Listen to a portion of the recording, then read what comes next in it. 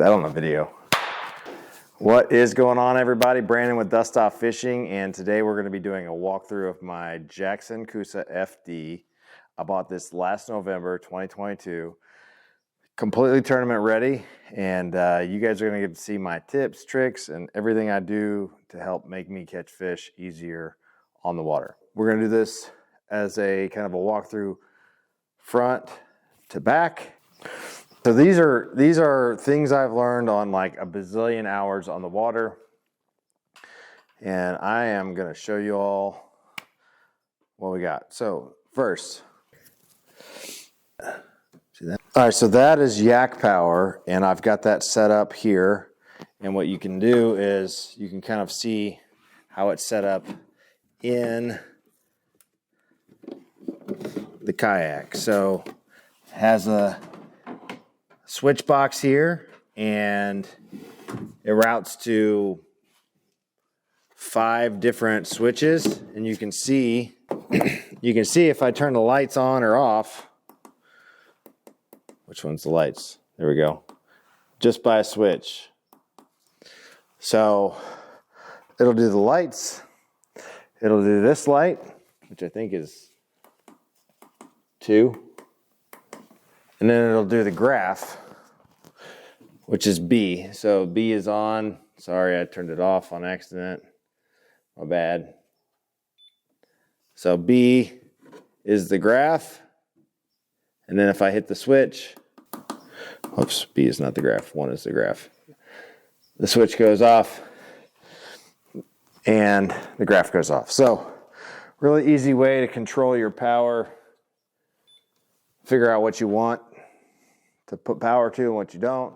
You turn off the lights when it gets, bright outside.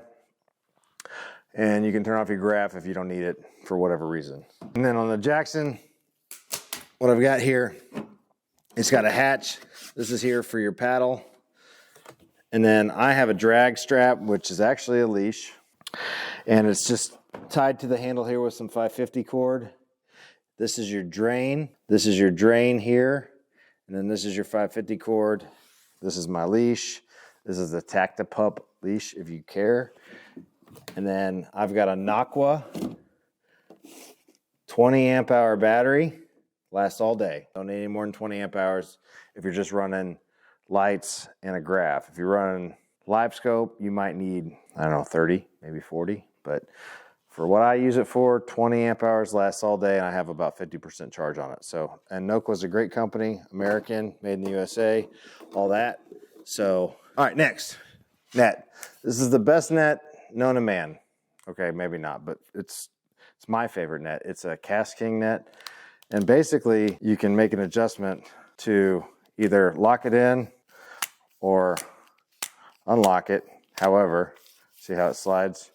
And you can lock it in there. And then I put this, I just line it up against, I don't use that paddle holder. So I just line it up against that paddle holder and then lock it in here with a paddle holder as well, which is a Yak Attack paddle holder. Next, Jackson comes with these rod tip holders. You can see these rod tip holders here. Basically, it allows for horizontal rod storage. It's really great if you're trying to just fish rivers and you don't need a ton of rods. You can just lay them next to you and put the tips in there so they don't get in the way. This is a Yak 3D catchboard holder. You can see that there.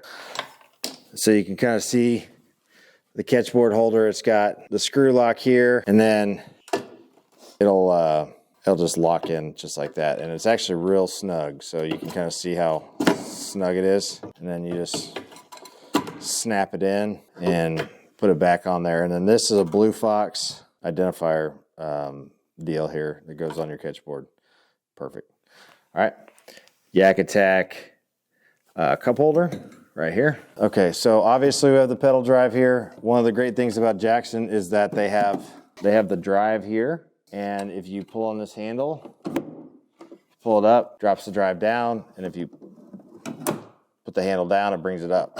So this is great for when you're fishing, skinny water, and you don't want to constantly pull your drive up and out or have to deal with the whole thing. You can just use this handle, which is the reason I bought this kayak, to be honest with you. It's the drive system. And this drive system does come out if you need to take it out to do work on it. We've got the handle here, Okay, this is the handle for the side. So this is your paddle lock in. You just put your paddle here, and then I put this little ram mount thing here just to lock it in. You can do whatever you want with that, but I like that. So that's what I use for that. And then this is your rudder control here. Okay, that moves your rudder. All right, seat. Seat has a riser. See how the riser, it'll go down. Mine won't, and the reason why is if you look back here, I've added these landing gear by Boondocks, so the seat can't come forward. Now, I can move this out of the way or take this off, but I've decided just to leave it here because I like the seat position just like this the whole time. So it's never gonna move.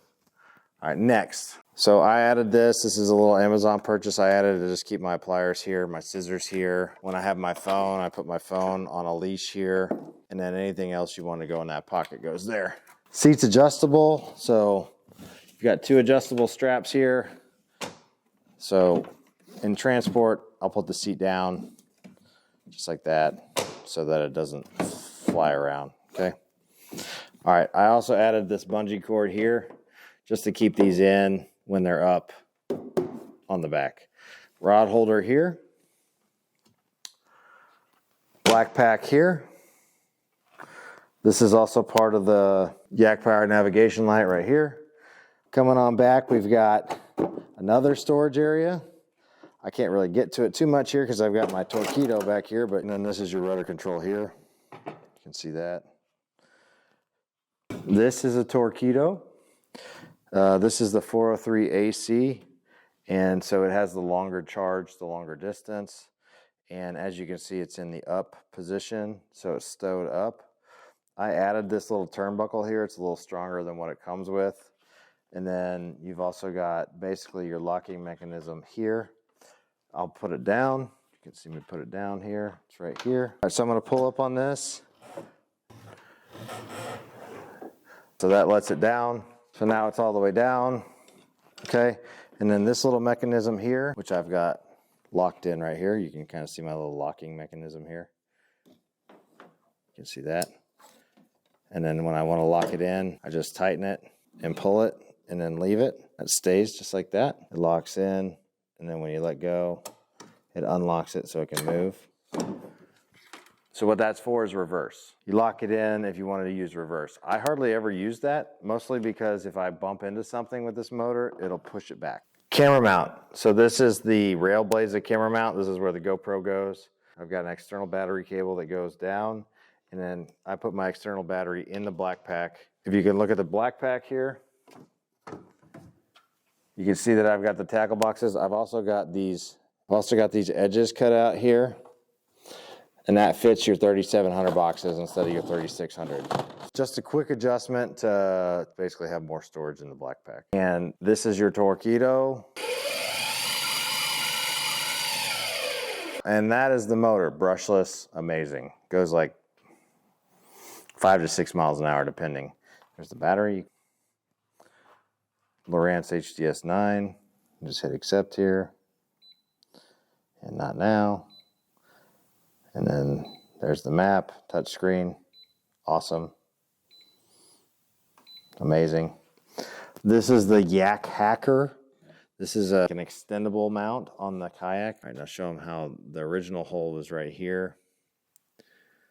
And I move the hole up so that it's a little more stable, a little more sturdy. Jackson comes with this pre-drilled wiring hole. So you can put the wiring hole through there and you can get your graph where you need to get. That's the complete rundown. That's the complete walkthrough. I've been through about 9 kayaks. This is my favorite by far. It's set up how I like it. It's perfect. It's a good tournament kayak, good on big water. It's a little heavy. The landing gear really help out with that. If you like the video, please hit the like button. Please subscribe. I appreciate y'all watching, and we'll see you on the next one. Stay fishy.